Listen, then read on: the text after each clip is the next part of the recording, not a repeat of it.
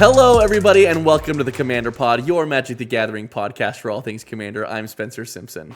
And I'm Kelton Howell, and this week we're going to be talking about metagaming. And we kind of had to do a little bit of research to understand like what the real definition of metagaming is, because it's a term that I think we use pretty frequently in Magic and in other games. But essentially what we came down to is, in general, it's the game that is played outside of the mechanics or the rules of a given game. So it's the game outside of the game, or when you're trying to game the game. And that's I think, metagaming, right? Yeah, I mean, I mostly have heard this in terms of like competitive games, that there's like a meta, right? But I've also heard it in the context of like Dungeons and Dragons, where it's kind of frowned upon to metagame, which would be like choosing characteristics or making in-game decisions or whatever outside of the story of the game and outside of what your character might be doing based on your personal knowledge of what the DM might want you to do or not want you to do, or how to solve a maze, or who is the divinity or whatever. Like, sure. Like if I as a player know that a creature has a specific vulnerability or strength or something like that, but my character has never encountered that creature before in the story, then I can't choose to take actions knowing that, this creature is weak to fire. Sure. Right? When my character doesn't know that because they've never encountered it before. I think that's part of the difficult part about playing D&D. We're not a D&D podcast, but I think that's part of the difficulty is that anyone who's coming from playing another game, it's very easy to be like, I think I know this, and so my character knows this. And it's hard to divorce that and kind of get immersed in the storytelling of your character doesn't actually know the same things that you do. However, inside of Magic the Gathering, when we talk about a metagame, we're typically talking about like the winningest strategies, the most effective strategies, or popular strategies. Sure. I think, though, it's important to broaden that definition to like what is a metagame? What is the metagame of Magic the Gathering? Which is the decisions we're making outside of the game. So like our podcast, I think, deck building. I think our podcast is if you're listening to our podcast, you are metagaming, right? Because we're talking about deck building and card inclusions and strategies and philosophies around deck building and whatever. And those things are the metagame outside of casting spells and attacking, to win the game. Yeah, so when we talk about the meta, sure. When we talk about the meta, so you play a lot of League of Legends, and you've been very competitive in League of Legends. So if I ask you, Spencer, what is the meta in League right now? You're going to tell me like some of the best strategies, or at least what people are playing, and what's good in the game right now. So if you play Magic regularly with a group, you have a meta. You have a meta game, and it's not necessarily what's winning the most, though that is part of what makes up the meta, but it's what is being played and how you play. And I find that this is really true, and what got me thinking about metagaming is, as I've listened to other podcasts, if it's, the Command Zone or Commander Clash or EDH Retcast, people are always evaluating cards or giving recommendations or saying this card is good, this card is bad, we play this card a lot. And they're different. They're different between podcasts. They're different between what we play. They're different than what we hear people talk about in our comment section or in Discord. And that's because they have a meta, and you have a meta, and we have a meta, and they are different. And it's going to cause you to evaluate cards differently because you're evaluating them within your meta. Yeah, I think our most glaring example of that recently was we got a lot of people commenting about how Homeward Path is very good. We were like, don't play Homeward Path. And everyone was like, wait, Homeward Path is great. And the reason we don't think you should be playing Homeward Path is because we play very little theft in our playgroup, like at all. And so it doesn't make sense to put in a Homeward Path because the benefits would be so fringe that won't ever outweigh the cost of including a colorless land that doesn't do anything. Like the one time that you stole my commander with a volatile Stormdrake, and then you were like, I didn't like how that felt. I don't like this card. And I don't think you play volatile Stormdrake in that deck anymore. Maybe you do, but maybe you just don't point it at people's commanders because you don't like that it shuts down their game plan. Sure. I mean, I don't think I've taken it out yet, but I certainly have stopped playing that deck until it does come out. Just because, and that's not to say that theft is bad or anything like that, but we just don't play it because we don't We don't really like that deck. Does play Bribery, which is a different kind of theft, right? Yeah, I like Bribery. I mean, I play. I think Bribery Bribery's as well. sick, but it's not like a dedicated theft deck, and I don't play it very often. And so the chances of you needing a homeward path or needing to like crop rotation for a homeward path or whatever is so slim. If you did play that deck, if you did play a theft deck, if you decide you wanted to keep playing Volatile Stormdrake, I think everyone would be totally fine with that. I wouldn't mind. Like, that's part of Magic. It doesn't hurt my feelings. In fact, I like theft strategies. I occasionally will play a theft strategy, but because it's not a constant part of our meta, and because we don't play it very often, we just don't counter that. We don't put the counters to that strategy in our decks very often. Yeah, or at very least, we don't expect it. So, like, because there are, like, you could remove the Volatile Stormdrake in response to the trigger or whatever. Sure. But because we're not all playing Volatile Stormdrake, no one's like, oh, I need to watch out for Stormdrake potentially, or keep mana up for Stormdrake. Yes, like, exactly.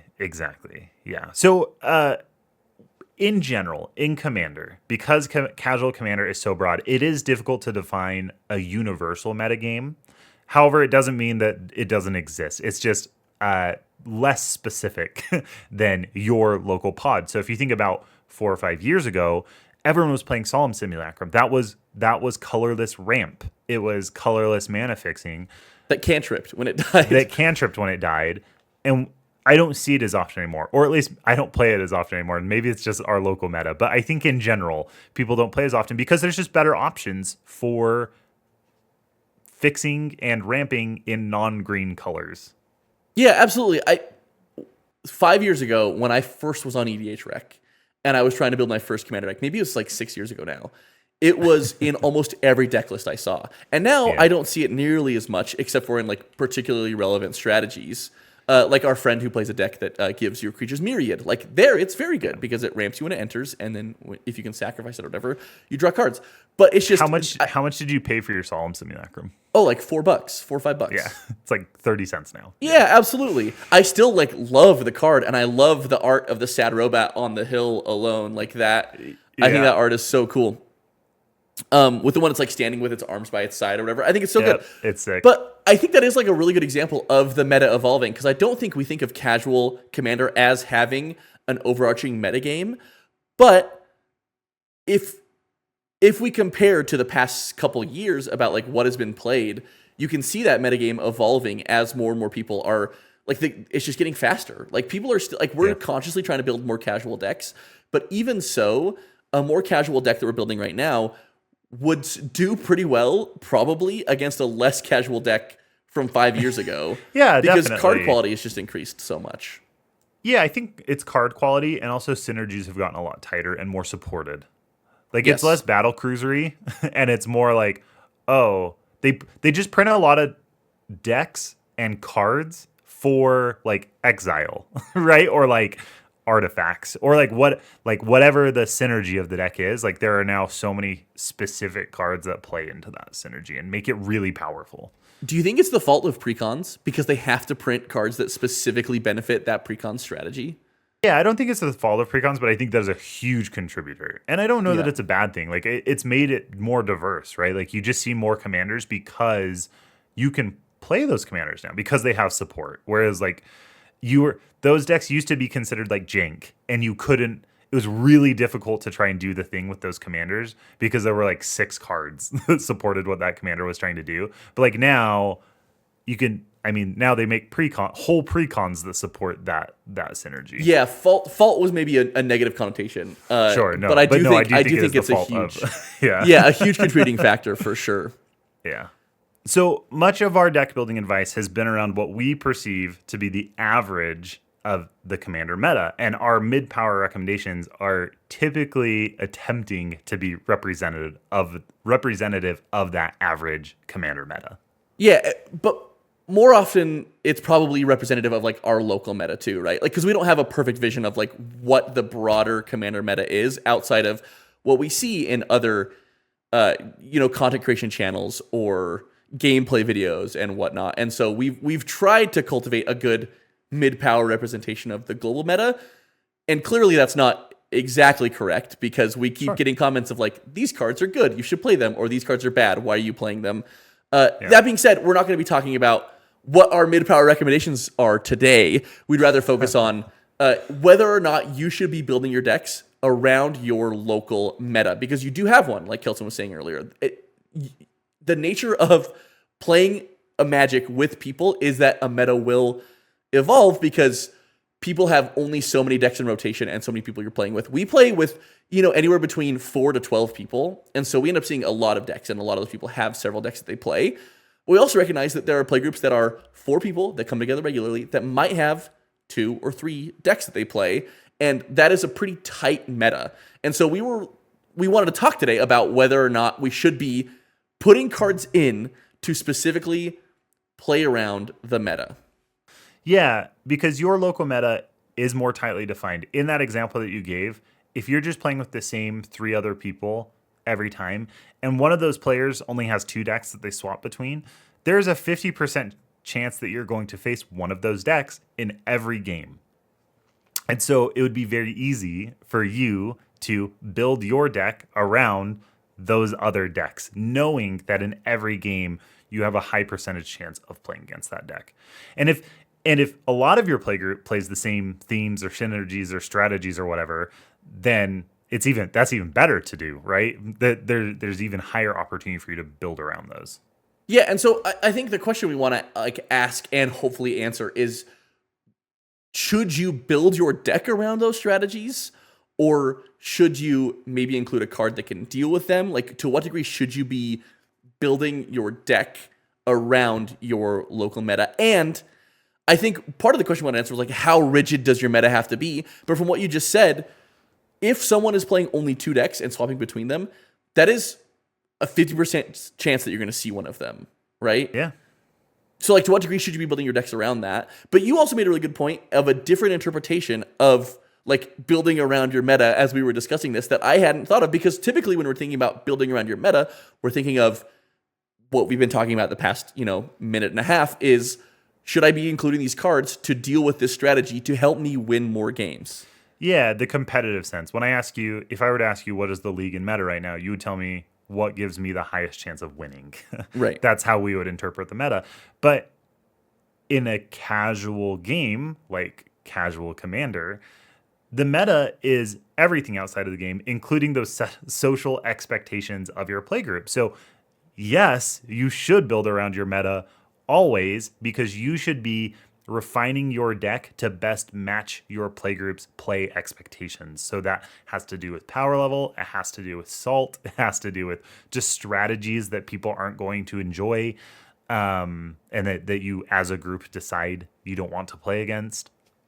So yeah, I mean, yes, you should always build around your meta. It's just to what degree are you tuning your deck or building your deck to potentially hose an opponent instead of making the game a better experience for everybody. Yeah, like part of the question we were asking ourselves was like, how much do we build around our local meta, right? Do we do that at all? And I think in terms of trying to win more and playing cards that are better against other strategies specifically, I do not think we do very much of that. I don't think we've done a lot of including cards specifically to deal with decks or deal with strategies. I do think we do some shoring up of weaknesses of decks potentially, where I am playing a deck and I don't have anything that can hit artifacts, and so maybe I need to put a card in or 2 that is flexible enough to deal with an artifact. Knowing that there are artifact decks in our pods. Yes, exactly. And but even I would argue maybe not knowing that there are artifact decks in our pods, but knowing that my deck will need to be able to do that potentially as well, right? Sure. Like, because you will see a problematic artifact at some point, or a problematic enchantment or whatever. Sure. Yeah, no, that totally makes sense. And that actually brings up a point that I wanted to chat about, which is, if you're trying to always build for the average meta, you're actually kind of doing yourself a disservice. Because if you're like, oh, I know that there is threat X in the meta in Commander, and that it's very popular, and so I'm going to put Y card in my deck to deal with that threat, but nobody in your playgroup plays X, then now it's a dead card in your deck. Like, I do think to a degree your deck should be tuned to your local meta, because that's where you're playing your deck. Sure. Right? So it's like if nobody's running enchantments in your meta, you probably don't need to include enchantment removal. Though I know that's rare. That's like hyperbole, right? Because there's always going to be like some problematic enchantments.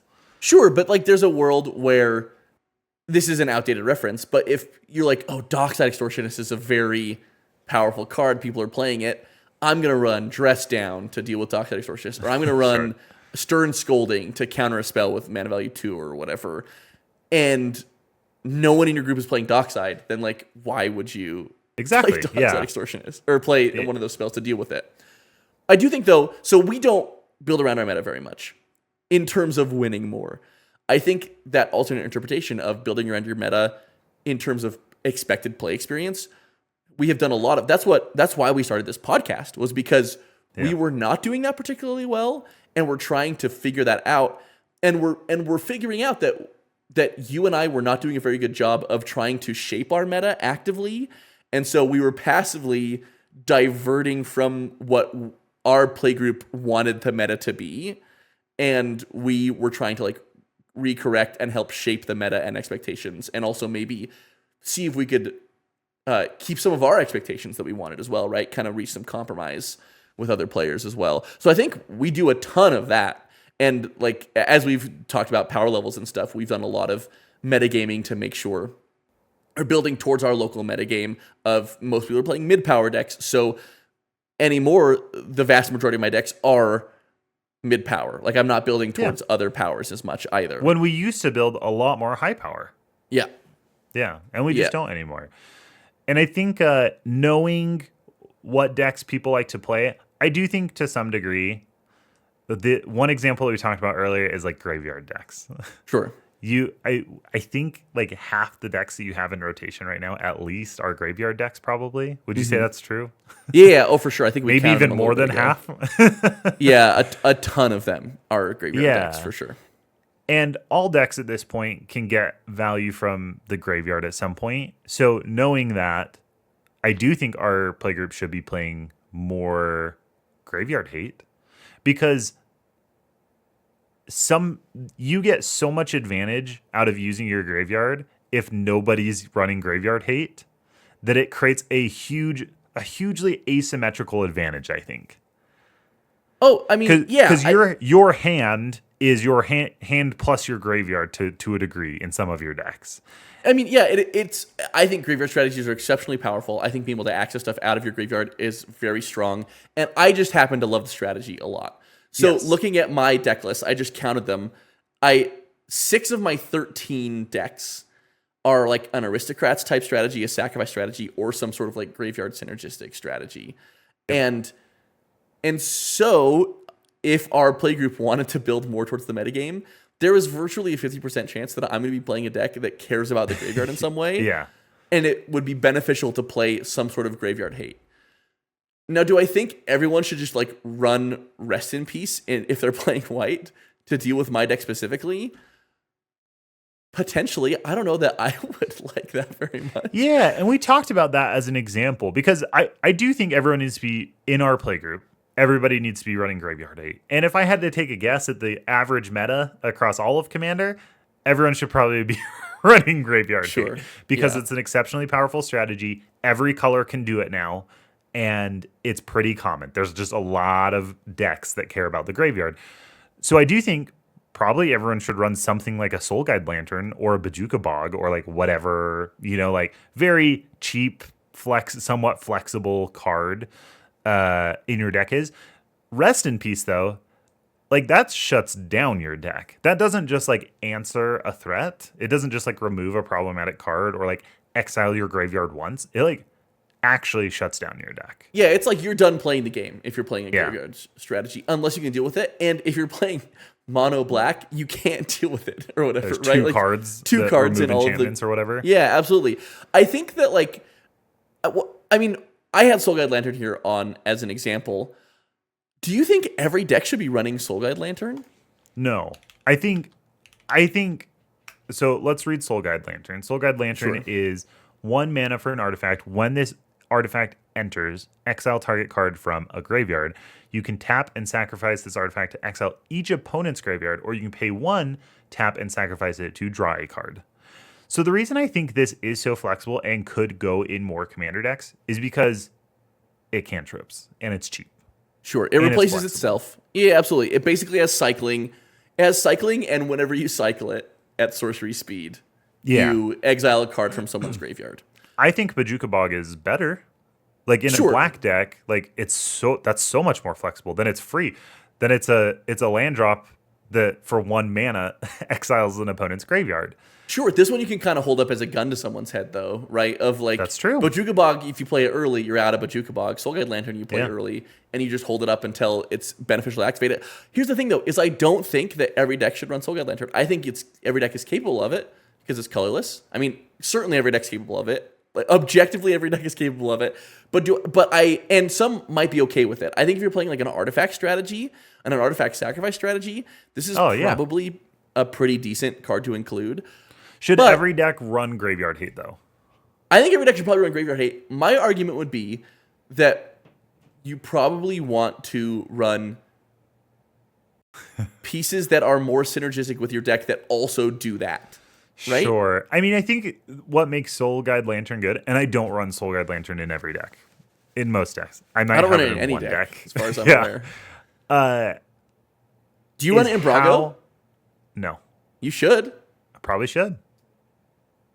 Yeah, it doesn't cantrip unless I sacrifice it, though. Sure, yeah, that's right.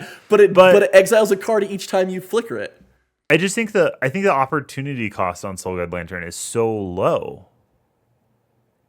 Because, like you said, it's like a card with cycling that exiles a card. Yeah, from a graveyard. Meaning a good thing, right? The opportunity cost of running something else is like. Yes. Yeah, this is just Yeah. Practically free. It's kind of it's not Git Probe. Like Git Probe is actually free to run, right? Actually free to run, Commander. except that it takes up a card slot. Yeah.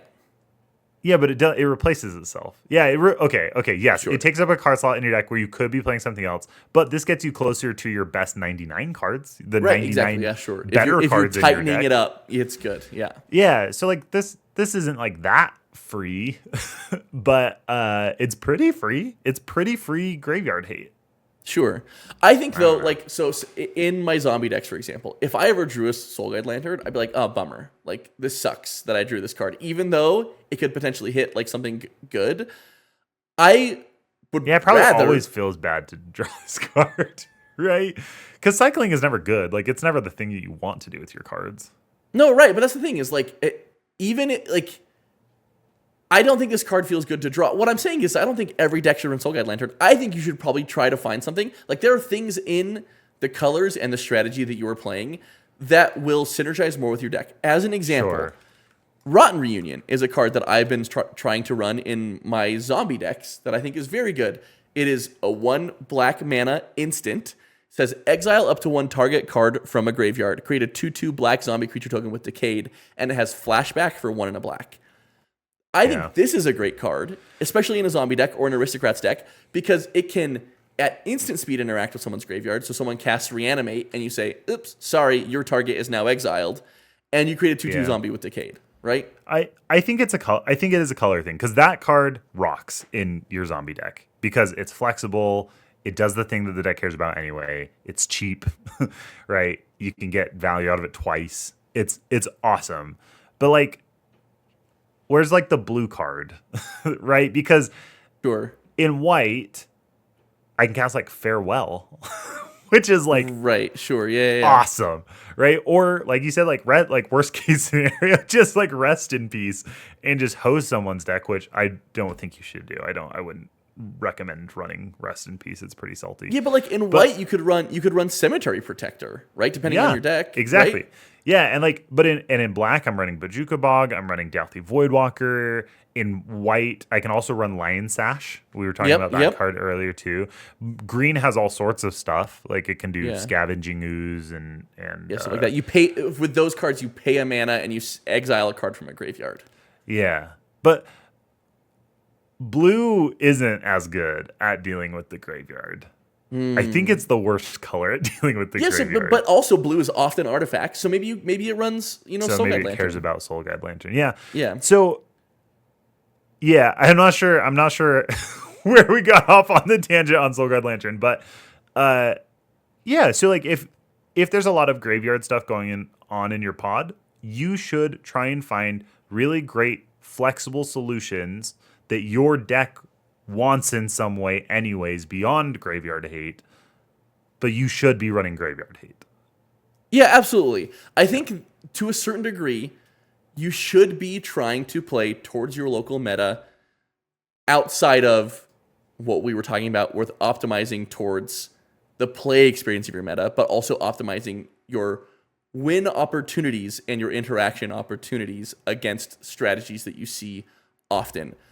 I think we're going back to the question we had at the beginning. I do not think you should be taking up a significant portion of your deck doing that. Like, to what degree should you be doing this? Probably very little, and within your strategy, right? But I think if we go to like the opposite end of the spectrum, like if we don't want to metagame in that way at all, will your deck be fine? And you can if you generically run like eat your vegetables, play a little more proactive. That's kind of where our play group has gone more. Yeah, of course. Like, will you be okay doing that and not playing towards your metagame at all? Yeah, I think it just gives opportunities. If you don't play towards your local metagame, it gives opportunities for imbalance, right? Sure. Like, for example, if there's a very powerful strategy like Graveyard, and if nobody does anything to answer Graveyard, then it could feel bad. Yeah. And in the same way, like if you have an imbalanced meta because nobody's building towards the same power level, that's also going to have a negative play experience. So we, like Spencer said, the podcast, the last couple years of our play group have all been about defining our meta and trying to shape our meta. So at this point, what does our meta look like? And maybe you can tell from the conversations that we've been having, it's a very proactive meta. There's like minimal stack interaction. We're really avoiding salty play styles.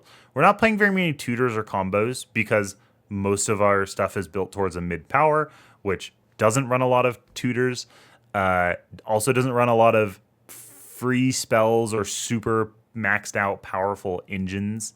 And then also like your Rhystic Studies, Mystic Remoras. We're not playing those as much. Your Fierce Guardianships.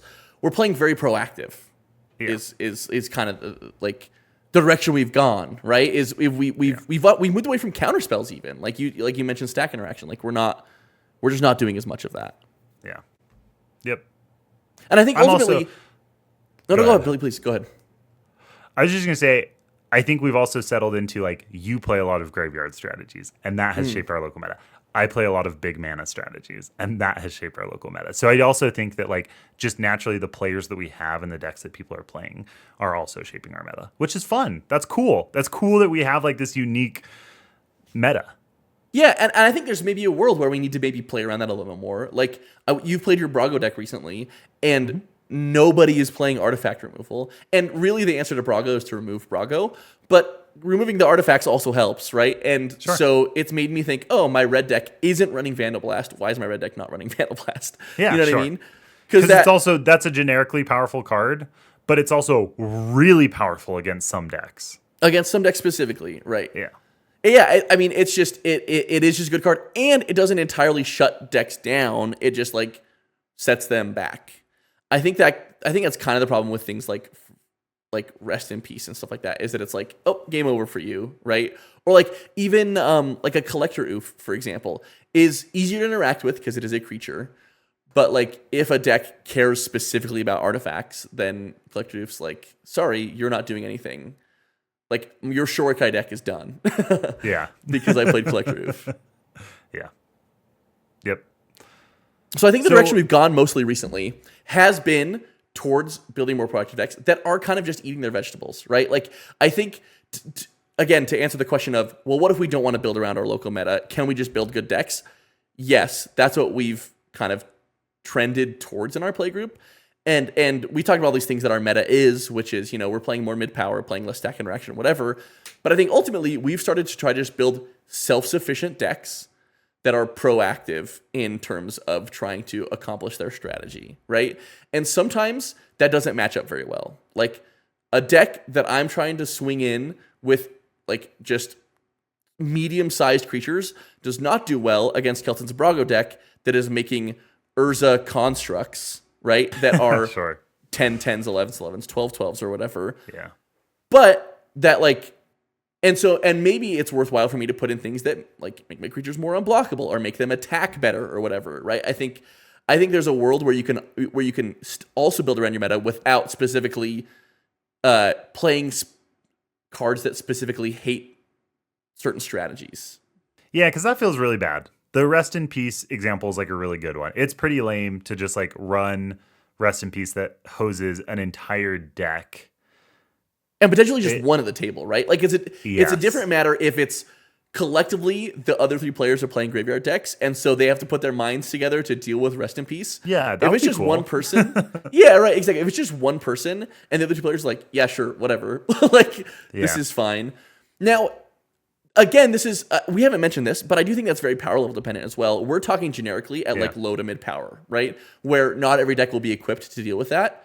If you're playing high power games, run Rest in Peace if it's asymmetrically benefiting you, right? Totally. Because it's going to shut down certain decks and opponents. Like I had a Blood Moon played against me when I was playing a higher power deck, and I was out. I was playing my 5-color high power Garth deck, and the other two players were playing Izzet and were playing. It was a Boros deck that was playing. It was a Magus of the Moon. The other deck was Izzet. The other deck was Dimir. They had basics and they had artifact ramp, and so I was hosed because I was playing a bunch of non-basics and I was only making red. And I ended up winning the game because I was equipped to stop people, like still cast spells. And like I had a Pact of Negation for the winning player's Kiki Jiki, and I said, listen, I can't cast this unless someone will bounce this Magus of the Moon and I can pay out my upkeep. You and ultimately politics your way out of it. Politics my way out of it. Which you can, but in a lower power game, like you do not have the same bargaining chips that you do in a higher power game, right? And you're just not as prepared to interact with threats like that. In high power exactly. games, like you're mostly prepared to deal with any threat that comes at you, right? Yeah. Because you're playing all those higher power cards. So Yeah, I absolutely. think the key for these casual mid-power games is flexibility. Like, yes, include cards that play around your meta, but ones that also just work with the rest of your deck. So some flexible cards that we thought of during our discussion and planning is like Vandal Blast, which we just talked about. Generically a pretty powerful card. It's very flexible. Can also shut down a strategy that gets out of hand, right? Yeah, exactly. Set someone behind at least, or rein them back under control, but not like put them out of a game necessarily. Yeah. It doesn't prevent them from doing further things. Yeah, exactly. I think another one we talked about was Rakdos Charm. Rakdos Charm is very good, especially if you're playing against a bunch of like token decks or like a ton of go wide decks. Yeah. But it also just removes an artifact, right? Or what is the third option? Should we read Rakdos Charm? Yes. Rakdos Charm is black, red for an instant. It says choose one. Exile target player's graveyard. Awesome. It's graveyard hate. Destroy target artifact.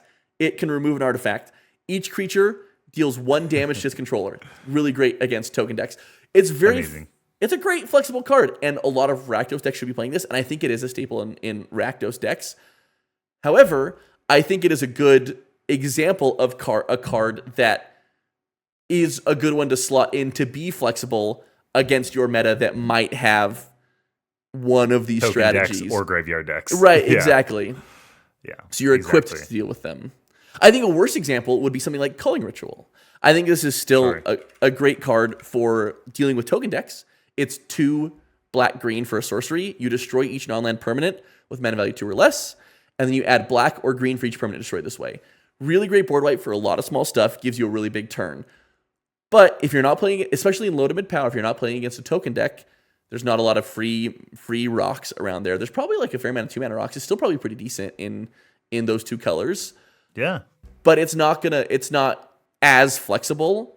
It's like more likely to be a dead card in your hand than something like a Rakdos Charm. It's kind of like Vandal Blast, where it's like generically good and also super good if someone's playing artifacts. And Culling Ritual is like generically pretty good and also super good if someone's playing tokens. Yeah, exactly. Yeah, exactly. In white, we have things like Rule of Law and Thalia that are really good at slowing down games. And normally you're going to play that in a deck where you want a slower game. And that's going to be really powerful. Yeah, absolutely. Rule of Law makes it so you only cast one spell a turn, and Thalia increases the cost of non-creature spells by one, right? Yep. It's these are the types of cards that like will asymmetrically always benefit you for the most part. Like you might have another person at the table who's playing a creature deck, or someone who's playing like a big mana deck that's like, cool, I only need to cast one spell a turn, right? But then like they're more likely to also get blown out, and you might be playing like, even in casual, you might be playing like a Myrel, Shield of Argive, that makes it so people can't activate abilities on or cast spells on your turn. So your one spell a turn is like super safe. You know, I think there's like there's a world where those benefit you asymmetrically, even in like low to mid power. That's pretty good. And can like if your table's playing a ton of storm decks, awesome against those decks because it's going to slow those down a little bit. Yep, exactly. Same thing with something like Ghostly Prison or Propaganda, which make your opponents have to pay to attack you with their creatures. It kind of just stops you from getting slammed by creatures in a low creature count deck, or also if you have a lot of creatures, it's still good because they just can't attack you, and it's going to make people not be able to deal with your life total very easily, and even your board state because they can't attack into your board state very easily. Yeah, generically a powerful card, but I would argue just like especially good again if you have a bunch of people that are like playing go wide decks that are playing like someone's playing the what's it called? I always think about this one when I think about go wide. No. I'm thinking of the Lord of the Rings Jeskai Commander deck. Like Riders of Rohan one. Yeah, the Riders of Rohan deck. Like that one's so crazy. And if you have people that are playing a bunch of decks like that at your table, and you're playing like a blue or white deck that's not very creature heavy, or even, I guess even is, but especially if it's not creature heavy, throw these in there because that's going to asymmetrically benefit you, be playing towards your metagame a little bit, but also like isn't dead. Like they're not dead cards. Yeah. Generally speaking. We talked about Collect Roof for stopping artifacts. There's also Manglehorn, which Manglehorn destroys an artifact when it comes in. Is that right? Manglehorn destroys an artifact, and then artifacts enter tapped. Yeah, pretty good. Slows down those decks a lot, and also can just take care of a problematic artifact. Yeah. Right? Scrawling Crawler and Shieldred are both really good at stopping decks that are just trying to draw a ton of cards, but also are just providing chip damage throughout the game, and it's super powerful. Yeah, and we mentioned like things like Rest in Peace, Leyline of the Void, other stuff like that.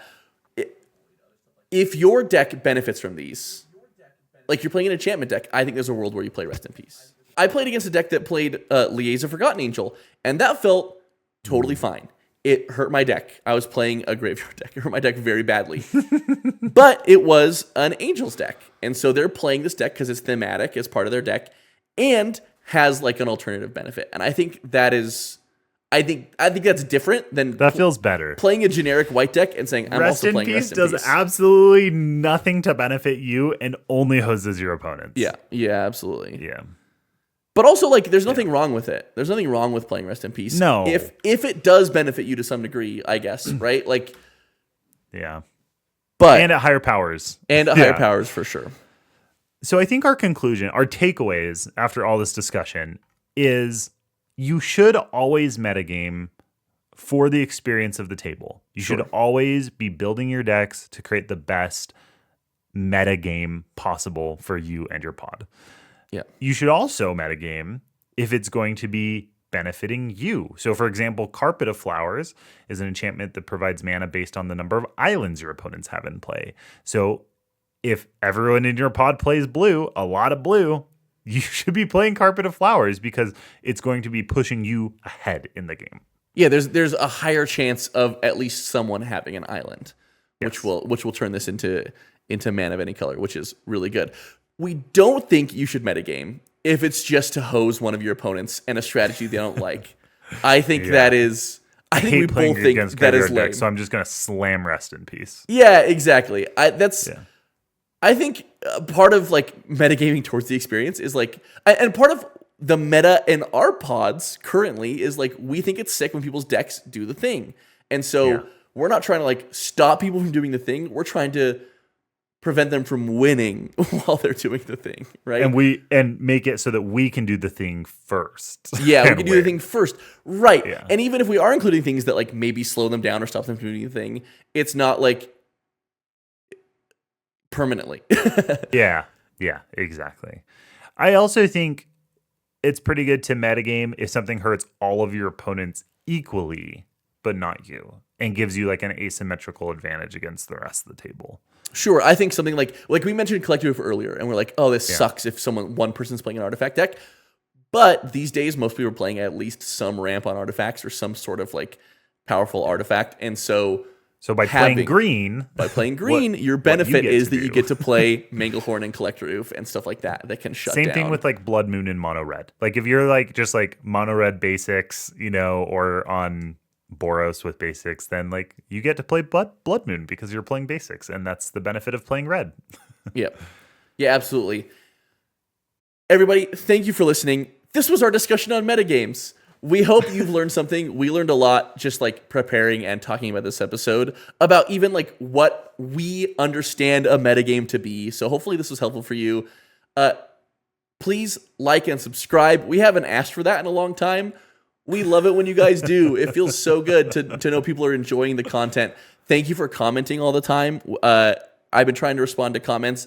It's been so busy responding to the comments these days because so many people are in our Discord where we're trying to interact with people as well. So please come and join our Discord. It's been really fun to have conversations with people there. We just finished December. In the next couple of weeks, we're hoping to have the gameplay up for the winners of December who won $25 TCG player gift cards, and we'll have their deck brews featured on our channel with us playing them. Everybody, thank you for listening. And until next time, remember to always pay the one.